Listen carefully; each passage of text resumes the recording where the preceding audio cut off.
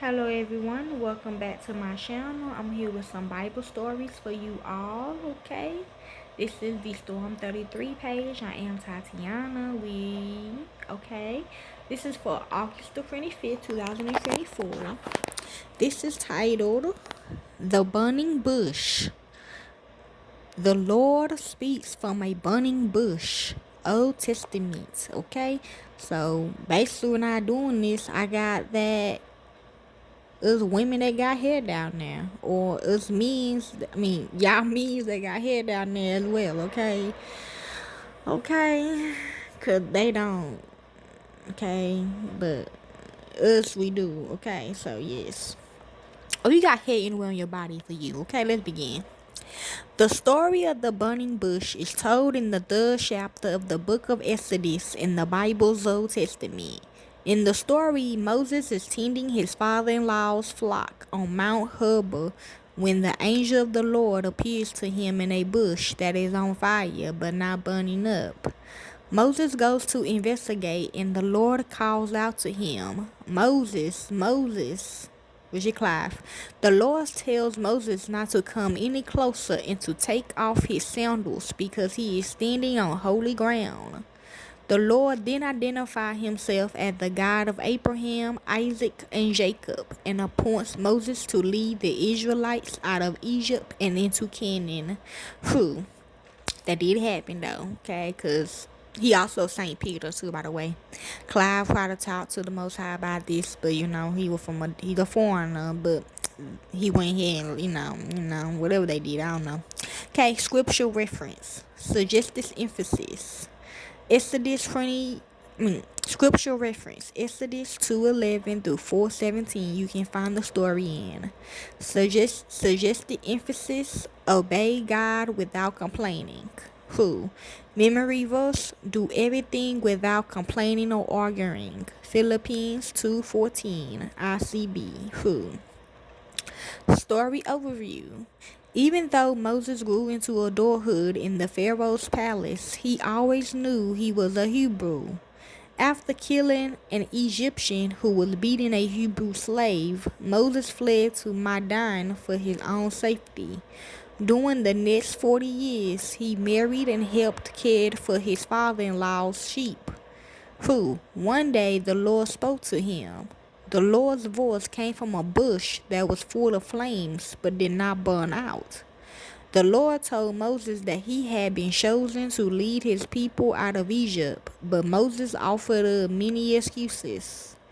The Lord gave Moses everything he needed to be a leader, and even appointed Moses' brother Aaron to help him.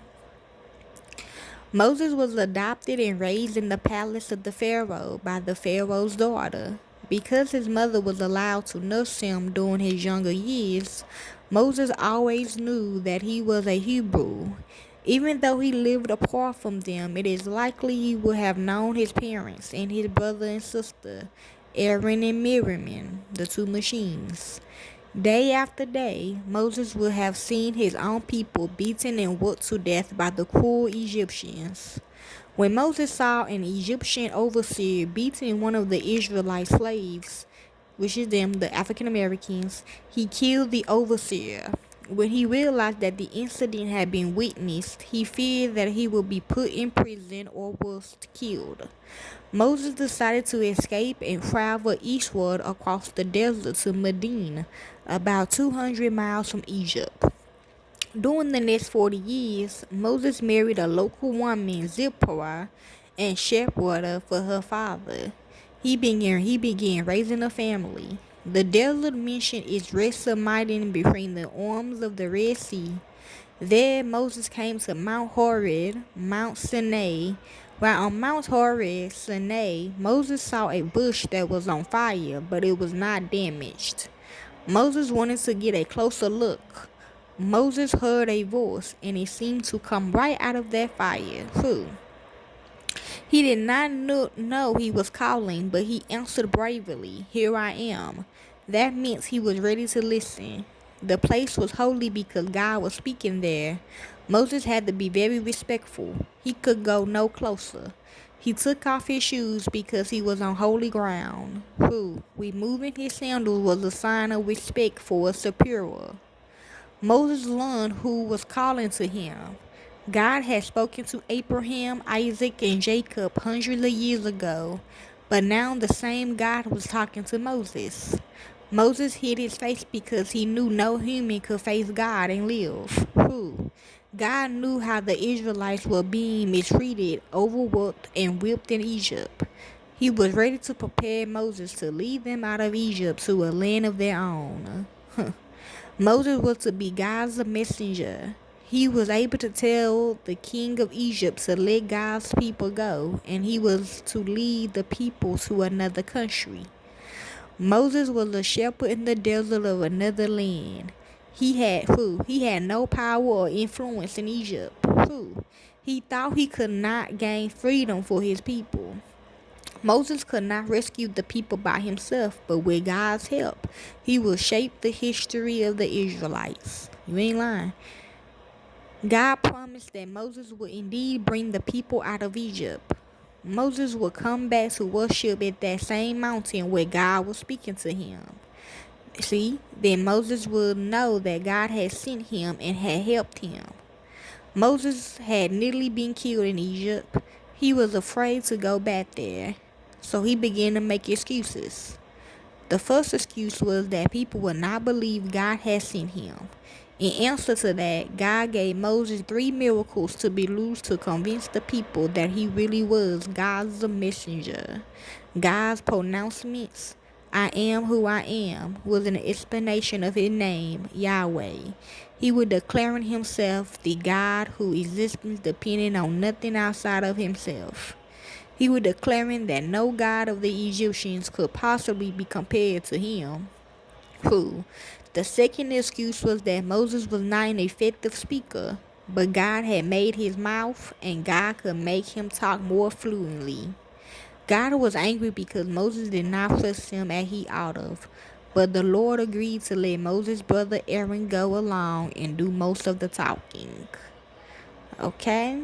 The review questions. What is the Hebrew? Hebrew is another name for Jews or Israelites. Why did Moses run away to Milan? He killed an Egyptian overseer who was beating a Hebrew slave. How did God talk to Moses? He spoke from a burning bush. What were some of the excuses Moses gave to God? I am a nobody. They might ask your name. They won't believe me. I can't speak well. And finally, send someone else. What powers did God give Moses? Knowing the right words to say, staff turned to a snake, hand turned leprous, Nile river water to blood.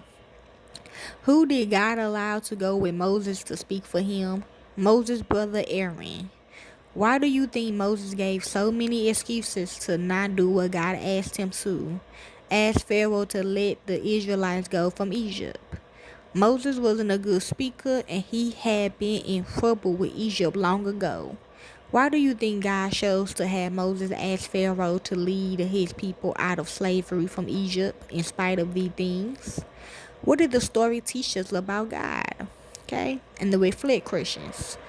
Are you surprised that baby Moses became the man God wanted to lose to free his people from slavery? Yes, I guess. What the story teaching me about God is I really don't know, to be honest. Like, that's just crazy to me. Okay, imagine you are Moses tending to the sheep. When you see a burning bush and hear God's voice, how would you feel? Would you believe it was God speaking? I'm gonna say yes. Okay. What is something you wonder about in this story? When Moses saw the burning bush, he told God, "Here I am," which means I'm ready to listen to you, God. Do you ever hear God's voice? Yes. Do you tell God I'm listening when you pray? You can try praying this with the children, meditating and sit in silence for 15 to 30 seconds, listening for God. Yes, I do with my music. How do you think Moses felt when God told him to ask Pharaoh to let the Israelites go? Has God ever asked you to do something but you didn't want to do it? Why not? How can you obey God this week and believe that God will be with you, giving you strength, and all you need to do what He asks? Okay. The song suggestions was "Oh Be Careful" song. Okay. The learning activity they were supposed to do was find Medine, they can still do it, on the Bible map. Obtain a tape with the song Excuses by the group a cappella and play it for the group. Ask a man in the congregation to dress up in Bible garb and act the part of Moses. He can tell them the story. Be sure to give him plenty of time to prepare. Supply him with the scripture reference and story was. Help the children learn today's memory verse.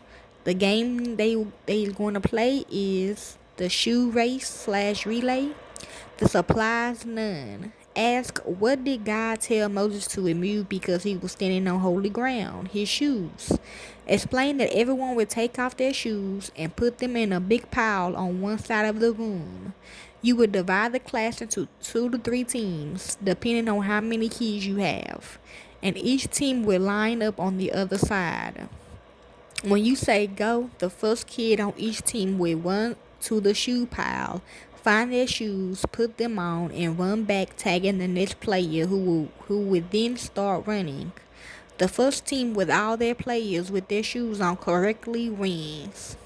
The Bible skills activity is God cares about our suffering. The supplies Bibles.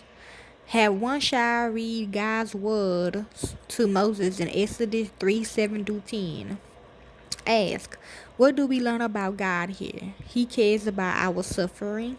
He hears us when we cry out to Him, and He is willing to do something about it. Ask, have you ever experienced hurt or suffering? If so, do you know that God cares for you? True. Ask, what was God's plan to save His people? Say, notice that God's plan will be worked out through Moses. When we see suffering in our world today, sometimes our response is to ask why God doesn't do something about it. But God has sent us to the world to be a light and point people to Jesus. Who? God will accomplish His plan through people like you and me who follow Christ and want to share the message of hope with the world. Pray that God will open the kids' hearts to hear how He is calling them to impact the world around them for His glory. Okay, and that is the story of the burning bush. I got this from listening to my mixtape, Don't Label Me. Okay, enjoy.